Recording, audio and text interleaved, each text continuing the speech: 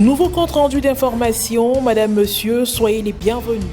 À la trame, la récapitulation des 5 précédentes éditions de la revue d'actualité.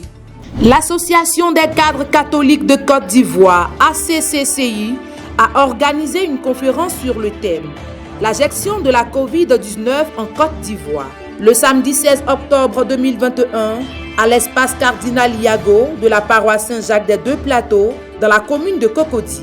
Cette initiative de l'ACCCI a vu la participation des panélistes de renom, à savoir le Dr Edith Kouassi, conseillère technique au ministère de la Santé et de l'Hygiène publique et de la couverture maladie universelle.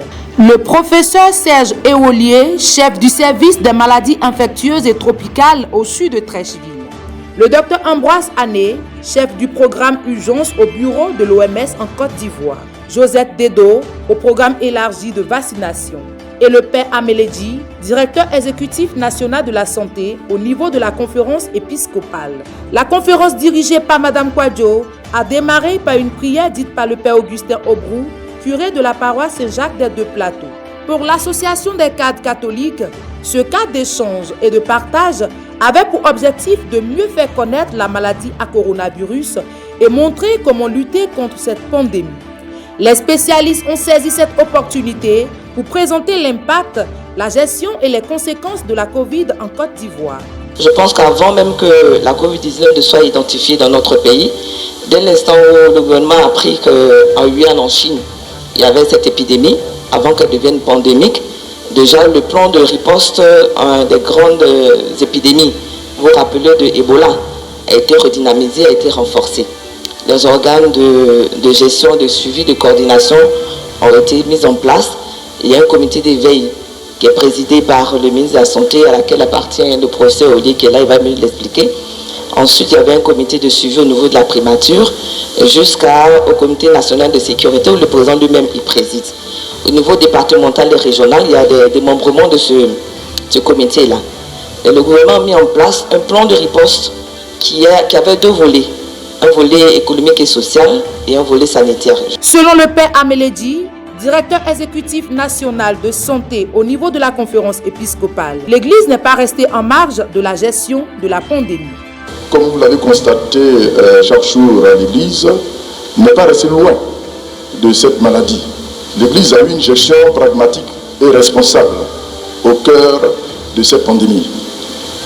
Et la première action que l'Église a menée, c'était de soutenir l'appel de l'État à prendre conscience de l'impact de cette pathologie dans la vie des chrétiens. Et donc il y a eu la conférence, a fait un appel officiel invitant tous les chrétiens catholiques à s'inscrire dans la politique de lutte contre cette pandémie, cette maladie. Et donc, je vais en parler. Et l'Église allait loin. Dès le départ, il y a eu une manque de connaissances.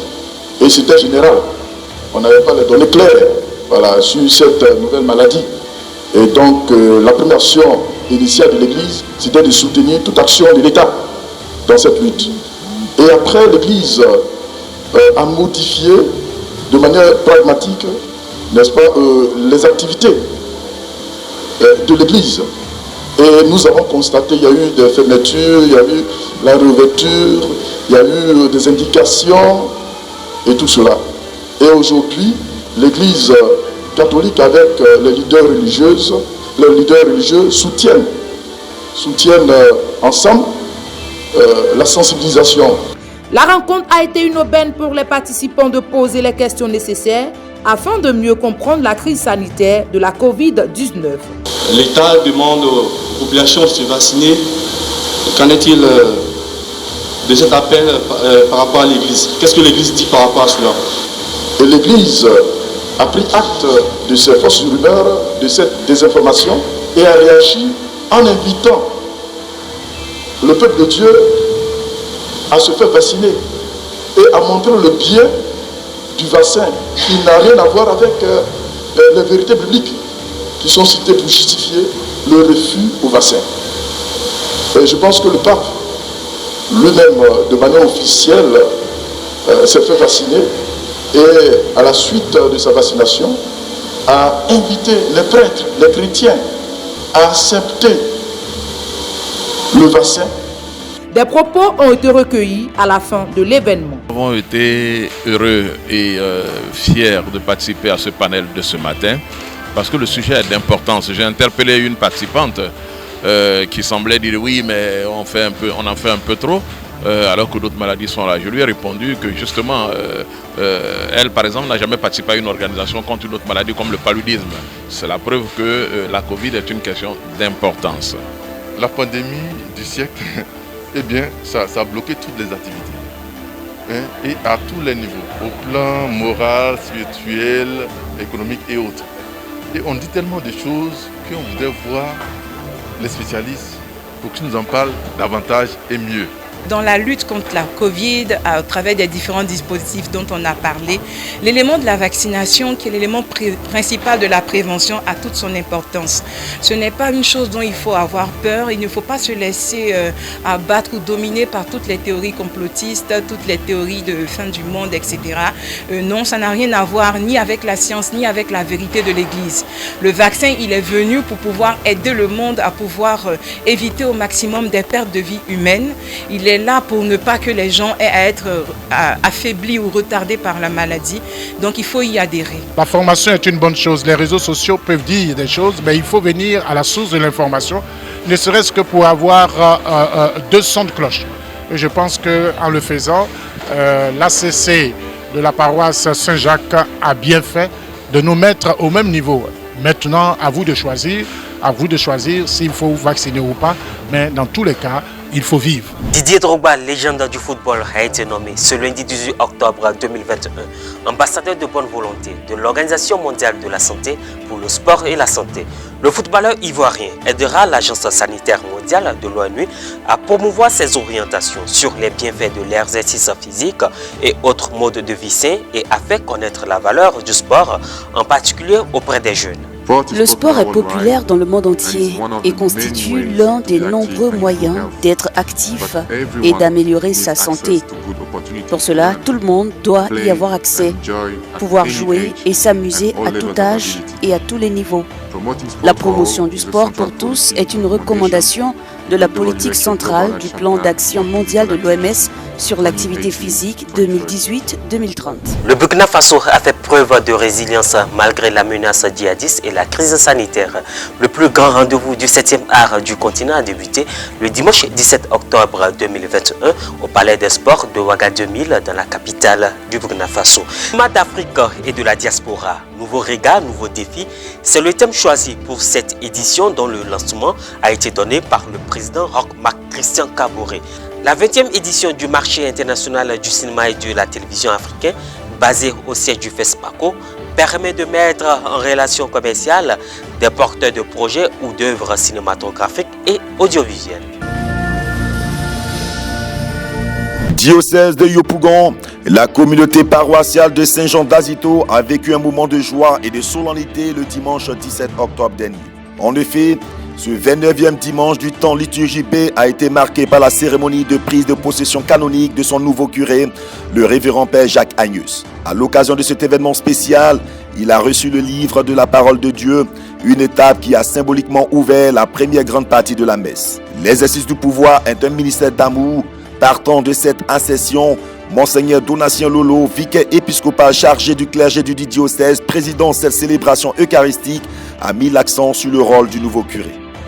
Jésus ne se contente pas donc d'indiquer aux hommes comment ils doivent se comporter dans l'exercice du pouvoir et de l'autorité, bien sûr. Lui-même se présente comme le modèle du pouvoir, de l'autorité. Il se présente comme lui-même, celui que nous devons copier. Lui-même se présente comme l'exemple que doivent suivre tous ceux qui veulent exercer le pouvoir et l'autorité, aussi bien dans le monde que dans l'Église. Lui le juge, le Dieu éternel et tout-puissant, Jésus puissant sur tout, il s'engage sur le chemin de l'humilité, de l'abaissement, du service pour que pour nous montrer le chemin à suivre quand on veut exercer l'autorité. Nous comprenons dès lors que l'exercice du pouvoir est un ministère d'amour. Et c'est ce ministère d'amour que notre évêque, Monseigneur Jean-Salomon Lesoutier, envoie un de ses prêtres exercer auprès de vous en la personne du Père Jacques Agnès. Il vient exercer ce ministère de curé en tant que lieutenant, en tant que délégué bien sûr de l'évêque, mais au milieu de vous représentant le Christ, pour le Christ, prêtre, prophète et roi. Il est chargé donc au milieu de vous d'enseigner, d'abord d'enseigner la parole de Dieu, et c'est pour cela qu'il a reçu le livre des Saintes Écritures, d'enseigner le peuple de Dieu, de sanctifier le peuple de Dieu et de le gouverner. Après l'homélie, le Père Jacques Agnès a fait la profession de foi et a prêté le serment de fidélité. Au cours de la liturgie eucharistique, il a reçu le pain et le vin de la part du vicaire épiscopal, la prise de possession du siège présidentiel, la remise des clés de l'église. Reçois la clé, les clés de la maison du Seigneur. Toi qui prends possession aujourd'hui de cette paroisse, reconnais en ceci le symbole de ce temple spirituel fait de pierres vivantes que l'Esprit édifie pour la gloire de Dieu.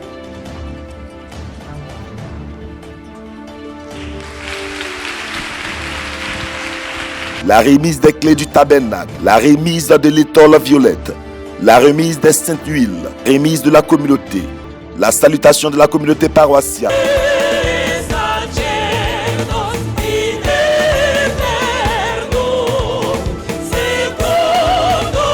Et la signature du procès verbal sont les différentes étapes qui, pendant les rites de conclusion, ont conféré à ces célébrations son caractère particulier. Qu'en célébrant la messe, tout comme les autres prêtres présents, le Père Albert Dacha, chancelier du diocèse de Yopougon, a fait lecture du procès verbal qui prouve que la cérémonie de prise de possession canonique du révérend Père Jacques Agnès est un acte dûment notifié et ratifié. Les signes sont visibles. Nous allons donc remettre une copie pour les années à venir. Ça va servir pour l'archive, les archives de la paroisse. Que plus tard, plus loin, on se souvienne qu'il fut un jour où il y a eu une prise de possession canonique de la part du Père Jacques Agnès, ici, dans cette paroisse. Et une autre copie ira pour la chancellerie, pour les archives de catholicité. Parce qu'on a besoin également d'avoir les preuves là-bas, on ne sait jamais. Rappelons que le révérend Père Jacques Agnès a été ordonné prêtre le 14 juillet 1996. À ma personne, vous avez trouvé un pasteur idoine pour conduire la paroisse de Saint-Jean à Zito. Je voudrais vous dire merci. Merci pour cette confiance placée en moi. Soyez rassurés. Avec l'aide de Notre-Dame du Saint-Rosaire, de Notre-Dame de Fatima, j'exercerai mon service selon les prescriptions du droit. Je ferai tout ce qui est en mon pouvoir, avec l'appui de mes collaborateurs, pour que cette communauté devienne une communauté où la vie fraternelle est possible. Avant cette nouvelle charge pastorale, il a été successivement curé de la paroisse Saint-Timothée de la cité EECI et de la paroisse Saint-Thomas Apôtre Académie résidentielle. Le dimanche 22 août dernier, il a célébré son jubilé d'agent sacerdotal. Parlons éducation à présent. Le mercredi 13 octobre dernier, aux environs de 9h du matin, les élèves, enseignants et responsables de l'école primaire catholique EPC de Niakara, réunis à la paroisse Saint-Joseph, ont rendu grâce à Dieu pour tous ses bienfaits.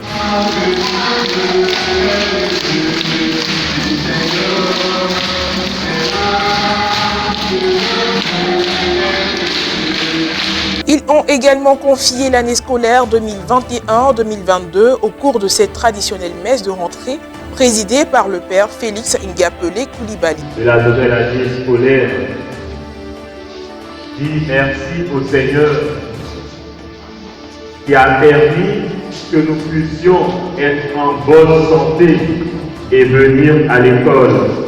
Et nous voulons lui demander que nous puissions bien travailler à l'école cette année. Action de grâce, demande d'aide, d'assistance et de protection ont constitué l'essentiel des intentions de prière de cette messe.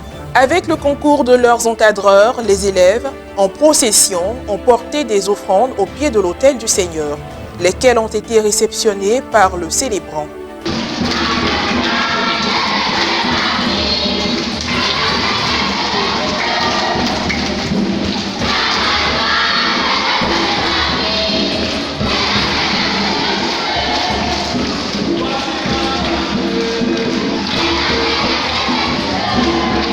La vision de l'Église catholique en Côte d'Ivoire pour l'éducation et la formation des jeunes est une école catholique citoyenne et excellente au service du témoignage social de l'Église Famille de Dieu.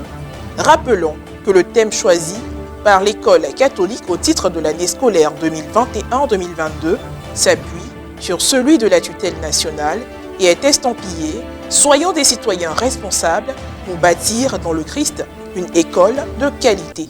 L'Église de Dieu est convoquée en synode à compter de cette année jusqu'aux 2 prochaines années en vue de mieux répondre à sa mission d'évangélisation dans le monde entier. Après que le pape François ait universellement ouvert au Vatican, le 10 octobre dernier, ce synode, la cérémonie de la phase diocésaine a eu lieu le dimanche 17 octobre 2021.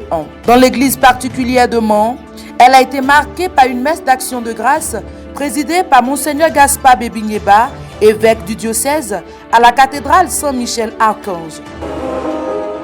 Alors, à cette occasion, justement, comme je vous l'ai dit, le pape nous a demandé, il a demandé aujourd'hui à tous les évêques catholiques du monde entier de célébrer aujourd'hui la messe dans leur cathédrale, comme je le fais avec vous et pour vous, pour prier pour une grande réunion qui va avoir lieu dans quelques années à Rome, qu'on appelle le synode des évêques. Pour une église synodale, communion, participation et mission. Tel est le thème général autour duquel se déroule le synode. Au cours de son homélie, Monseigneur Gaspard a expliqué aux fidèles ce que c'est qu'un synode. Le mot synode veut dire marcher ensemble. Vous voyez déjà, le mot synode veut dire marcher ensemble. Donc, construire une communauté synodale, c'est une communauté unie où tous participent. Vous voyez, communion. Communion veut dire unité. Participation de tous.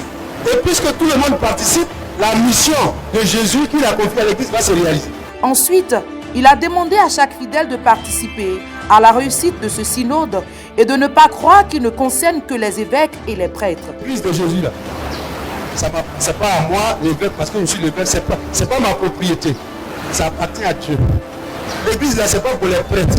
Parce que pour les chrétiens, vous pensez que l'Église, c'est pour les prêtres. C'est pas pour eux, hein. C'est trop beau. C'est ça que ça veut dire.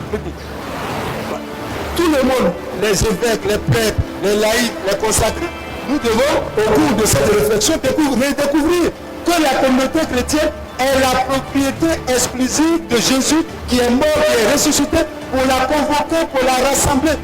Une vaste consultation est prévue dans le diocèse pour ce synode. Elle impliquera toute l'Église, c'est-à-dire les fidèles laïcs, le clergé et les personnes consacrées. De ce fait, chacun doit s'interroger sur son apport pour la construction de l'Église de Dieu. La participation de chacun et de tous dans la communauté, dans les CV, dans le mouvement, dans l'Église, dans la paroisse. Chaque fidèle, petit, grand, doit voir quelle est ma part de responsabilité. Qu'est-ce que je peux faire? Qu'est-ce que je dois faire dans ma communauté? C'est ça la participation. Et parce que chacun participe, la mission, c'est-à-dire le travail spirituel que Jésus a laissé à son Église, va se réaliser puisque chacun et tout le monde fait quelque chose. C'est une responsabilité personnelle et communautaire. Et c'est aussi dans ce cadre-là que l'Église nous invite justement à bâtir une communauté chrétienne, une Église diocésaine synodale, c'est-à-dire unie, fraternelle, solidaire, où tous s'engagent, où on implique tout le monde et tout le monde s'implique justement pour construire l'unité et pour réaliser la mission. À demander à Dieu la grâce de nous accorder l'Esprit Saint pour justement bâtir cette église unie, fraternelle, solidaire, envoyée où tout le monde s'implique, où tout le monde s'engage, où tout le monde participe à sa vie et à sa mission pour que justement tout le monde soit sauvé. Lors de l'audience générale de ce mercredi 20 octobre 2021 qui s'est déroulée en salle Paul VI du Vatican, le souverain pontife argentin a détaillé la notion de liberté telle qu'exprimée par l'apôtre Paul aux communautés de Galatie. M'est venu à l'esprit aussi Jésus qui disait sur la spontanéité et la liberté de Dieu quand j'ai vu cet enfant qui a eu la liberté de s'approcher et de se déplacer comme s'il était chez lui. Et Jésus nous dit, vous aussi, si vous ne faites pas comme les enfants, vous n'entrerez pas dans le royaume de Dieu. Le courage de s'approcher de Dieu, d'être ouvert au Seigneur, de ne pas avoir peur de lui. Je remercie cet enfant pour la leçon qu'il nous a donnée à tous aujourd'hui et que le Seigneur l'aide dans sa croissance. Parce qu'il a fait ce témoignage qui lui est venu du cœur. Les enfants n'ont pas un traducteur automatique. Le cœur va de l'avant, c'est comme ça. Merci.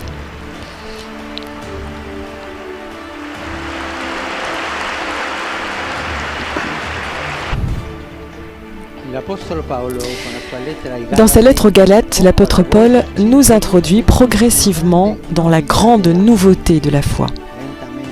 Lentement, quelle est la nouveauté de la foi? C'est une grande nouveauté, car elle ne se contente pas de renouveler un aspect de la vie, mais elle nous fait entrer dans cette vie nouvelle que nous avons reçue du baptême. C'est là que le plus grand cadeau, celui d'être enfant de Dieu, a été déversé sur nous. Renaissant dans le Christ, nous sommes passés d'une religiosité faite de préceptes à une foi vivante, qui a son centre dans la communion avec Dieu et avec nos frères et sœurs, dans la charité. Nous sommes passés de l'esclavage de la peur et du péché à la liberté des enfants de Dieu. Beaucoup de fois la parole liberté. Essayons aujourd'hui de mieux comprendre ce que l'apôtre considère comme le cœur de cette liberté. Paul affirme qu'elle est tout sauf un prétexte pour la chair. C'est-à-dire que la liberté n'est pas une manière libertine de vivre selon la chair ou selon l'instinct, les désirs individuels et les pulsions égoïstes. Au contraire, la liberté de Jésus nous porte à être au service les uns des autres. La libertà in Cristo ha qualche dimensione di schiavitù, qualche dimensione. Parfois, la liberté sans le Christ a une dimension d'esclavage. Et mais la liberté avec le Christ nous porte au service, à vivre pour les autres. La vraie liberté, en d'autres termes, s'exprime pleinement dans la charité. Une fois encore, nous nous trouvons devant le paradoxe de l'Évangile. Nous sommes libres en servant, pas en faisant ce que nous voulons, mais nous sommes libres en servant. C'est là que vient la liberté. Nous nous trouvons pleinement dans la mesure où nous nous donnons.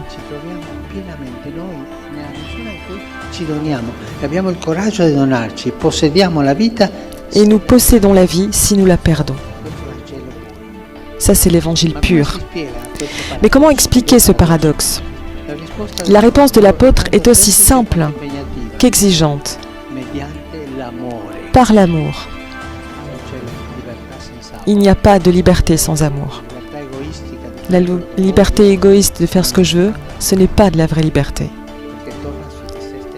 Parce qu'on retourne sur soi-même, on n'est pas fécond. C'est l'amour du Christ qui nous a libérés.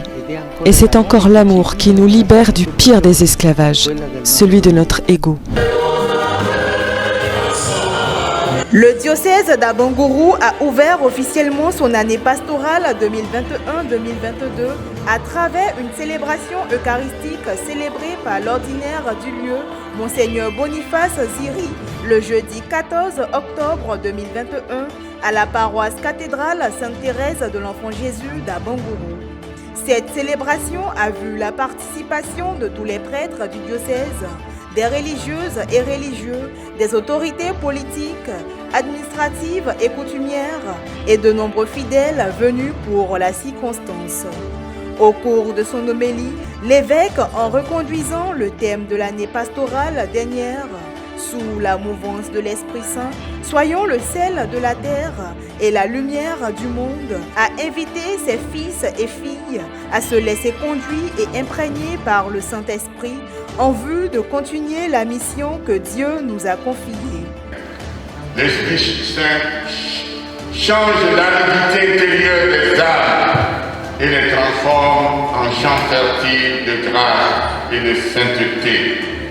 C'est lui, l'Esprit Saint, qui nous apprend la vraie manière d'aimer ceux qui sont avec nous dans l'Église et dans la société, en nous faisant expérimenter la communion qui nous enveloppe. Jésus en son Père, nous en lui et lui en nous. Oui, c'est l'Esprit Saint qui nous apprend à vivre dans l'Église et dans la société comme en famille, avec une mentalité et une sensibilité de communion et de responsabilité les uns à l'égard des autres pour le bien de tous. Nous pouvons penser ici à la communauté primitive et puis de l'Église. Ainsi, poussé par l'Esprit Saint, l'unique et véritable protagoniste de la mission évangélisatrice de l'Église, avec vous, peuple de Dieu qui est avec vous, nous souhaitons vivement tous, à la fin de cette année pastorale, l'avènement d'une Église plus vivante. En outre, l'ordinaire du lieu, Monseigneur Boniface Ziri, a invité tous les fidèles à s'unir afin d'aider l'Église diocésaine à entrer dans une dynamique missionnaire. Et cette mission revient à vous, diocésains et diocésaines d'Abangourou, vous, parents, éducateurs, cadres, intellectuels, leaders d'opinion, hommes et femmes politiques, chrétiens, etc. Il vous revient d'organiser souvent des plateformes, des occasions de réflexion profonde, prospectives et des actions discrètes, efficaces, gratuites, désintéressées, vraiment chrétiennes, pour construire et sauver l'Afrique et nos pays. De l'intérieur, à partir de Dieu et de l'action de l'Esprit Saint, accueillis avec docilité et humilité, car c'est lui qui nous donne la force d'approfondir et de servir nos frères, petits ou grands. À la fin de la messe, l'évêque a remis des signes, du sel et des votives aux vicaires épiscopaux des différents doyennés du diocèse, représentant symboliquement tous les prêtres du diocèse, les catéchistes et tous les agents pastoraux.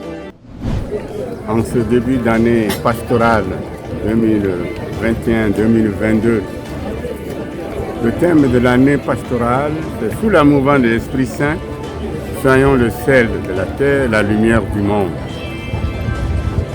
Un thème très important, parce que sans tu cours, l'Esprit Saint veut faire de nous des hommes et des femmes de lumière.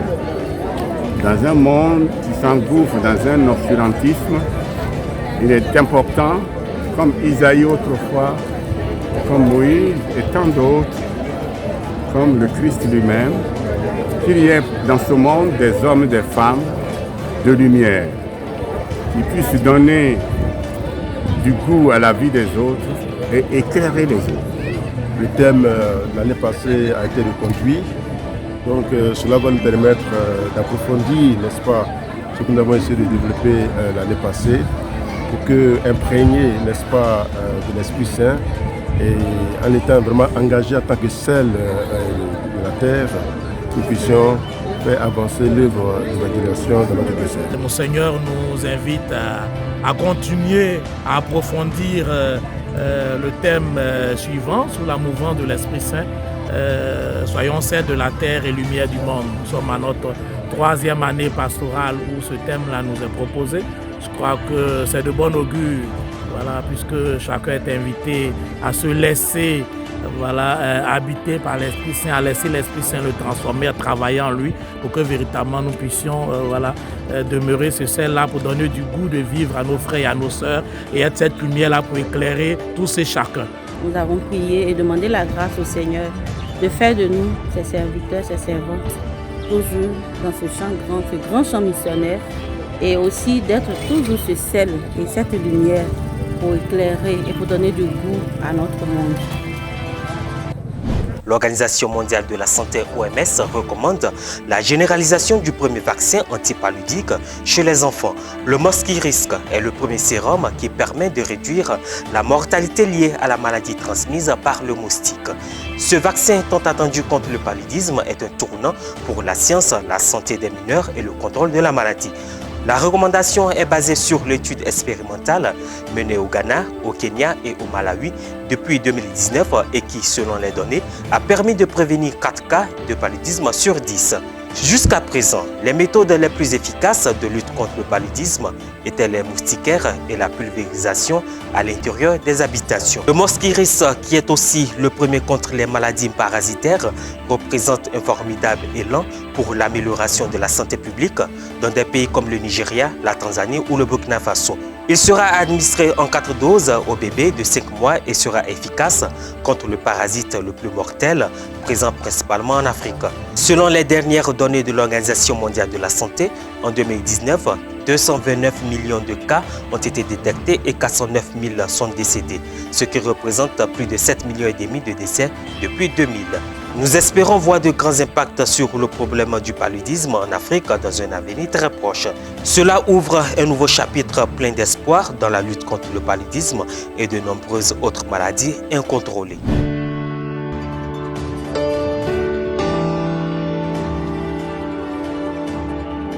Des agents d'Ecclesia TV, la télévision catholique, se sont rendus le mercredi 20 octobre 2021 sur le site du chantier de construction de la Cité de la Paix, situé dans la commune de Cocody, dans le quartier de la Riviera 3 pour la visite mensuelle. Il s'agissait de s'imprégner de l'état d'avancement des travaux de construction, ce grâce au Fonds national catholique qui permet la réalisation de ce premier projet. Avec le contrôleur des travaux au compte de la structure ETIFA, M. Alain Haïzi, nous avons pu constater un changement conséquent de l'évolution du chantier et du type de matériaux utilisés. Sur la plateforme A, le crépissage intérieur et extérieur des 2 bâtiments de la plateforme totalement terminé. Ok, nous sommes sur la plateforme A et la plateforme A contient 2 bâtiments aussi. Et concernant l'état d'avancement des 2 bâtiments, comme vous pouvez le constater, les 2 bâtiments sont pratiquement au même niveau, c'est-à-dire tout ce qui est repissage intérieur, repissage extérieur, tout est pratiquement à 95%. Il nous reste quelques retouches et nous avons fini avec tout ce qui est étanchéité aussi en toiture, terrasse. Donc sur la plateforme A actuellement, nous sommes en train de faire la fosse septique et les regards, en train de faire le montage des regards qui vont vers la fosse septique. Pour la plateforme B, nous avons remarqué une importante avancée des travaux de 70 à 95%. Là, nous sommes sur la plateforme B de la Cité de la Paix. Et cette plateforme contient 2 bâtiments. Concernant l'état d'avancement des travaux sur les bâtiments, au premier bâtiment, nous avons fini le crépissage au rez-de-chaussée. Et au premier niveau, nous avons fini le crépissage sous plancher. Ici, cette fin de semaine, nous allons commencer le crépissage intérieur des murs au R+1. Il faut noter aussi que le crépissage extérieur est pratiquement à 80%, comme vous pouvez le constater. En ce qui concerne la plateforme C, sur les bâtiments du seuil de 38-30 mètres, crépissage à 45% et préparation du coulage de la dernière dalle sur le deuxième bâtiment. Sur les bâtiments du seuil de 41-90 mètres, l'élévation du rez-de-jardin des deux bâtiments terminés. Coffrage de la dalle. La plateforme C contient deux seuils, c'est-à-dire un seuil de 38-30 et un autre seuil de 41-90. Concernant l'état des travaux sur le seuil 38-30, le premier bâtiment, nous avons coulé la dernière dalle. La dernière dalle, c'est-à-dire la dalle R+1, a été coulée. Nous sommes actuellement en train de préparer le coulage de la côté. La Cité de la Paix comprendra 8 immeubles comprenant chacun 4 appartements de 4 pièces, soit 32 appartements au total, 2 piscines adultes et enfants, un terrain de sport, 2 blocs sanitaires, un bureau et 73 places de parking non couvertes. Le cheikh Aïma Ousmane Diakité, président du Conseil supérieur des imams, des mosquées et des affaires islamiques COSIM, a été reçu en audience le lundi 18 octobre dernier par Monseigneur Ignace Bessi Dobo, président de la Conférence des évêques catholiques de Côte d'Ivoire, CECI. Les guides religieux ont réaffirmé l'importance de travailler ensemble pour prévenir les crises en Côte d'Ivoire. Une visite de courtoisie et d'amitié, c'est en ces termes que le cheikh Aïma Ousmane Diakité, guide suprême de la communauté musulmane ivoirienne, décrit le sens de sa présence au siège de la Conférence des évêques catholiques de Côte d'Ivoire, SIA Abidjan Cocody. Notre responsabilité à faire en sorte qu'en tant que guide religieux, chrétiens et musulmans, nous puissions donner le bon exemple afin que les fidèles qui sont derrière nous puissent comprendre que la religion, c'est une question d'intime conviction. Chacun a sa religion. Dieu est le juge. Notre mission, c'est de faire en sorte que chacun, en conservant sa religion, nous puissions vivre ensemble dans la paix, dans la bonne intelligence, dans l'espace commun, qui est l'espace de la République. À la tête d'une importante délégation, le guide de la communauté musulmane de Côte d'Ivoire a abordé avec son hôte le projet d'alliance des religieux pour la paix. L'enjeu serait qu'elle devienne pour les guides des différentes religions en Côte d'Ivoire un cadre de réflexion pour prévenir les possibles crises, renforcer la cohabitation pacifique entre les populations et renforcer le dialogue fructueux entre les religions. Parlant du projet de l'Alliance des guides religieux pour la paix qui était au cœur de leurs échanges, l'archevêque métropolitain de Korogo a souligné la nécessité qu'il y ait une certaine pérennité des actions communes en faveur de la paix et de la cohésion sociale et du dialogue interreligieux. Je pense que nous devons noter cela comme un gain pour notre cohabitation ensemble. Et surtout, nous avons un travail à faire ensemble, que nous avons commencé à faire. Mais il ne faut pas s'arrêter. Il faut qu'il y ait une certaine pérennité dans nos entreprises. Et donc, c'est avec joie que la conférence accueille aussi ce souci de maintenir l'alliance en éveil. Et donc, c'est bon que nous puissions anticiper en nous organisant. Et je suis vraiment partant pour ce grand projet qui est déjà là. Prier les uns pour les autres n'est pas une perte de temps, comme on peut parfois le penser. Tout comme ce n'est pas une perte de temps que de passer du temps en silence avec un être cher ou un malade. L'application se veut un outil pour aider les catholiques à s'impliquer activement dans le processus synodal qui vient de commencer. L'application Cliquez pour prier vous permet de suivre le compte officiel du pape François pour être au courant de ses intentions de prière chaque mois.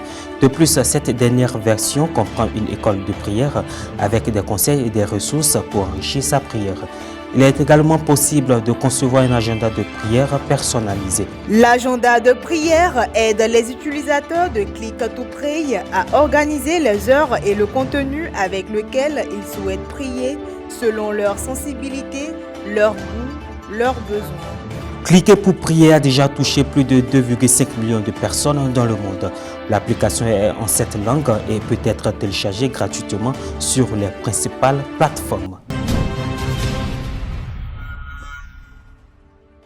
Ce compte rendu d'information est terminé. Merci pour votre aimable attention.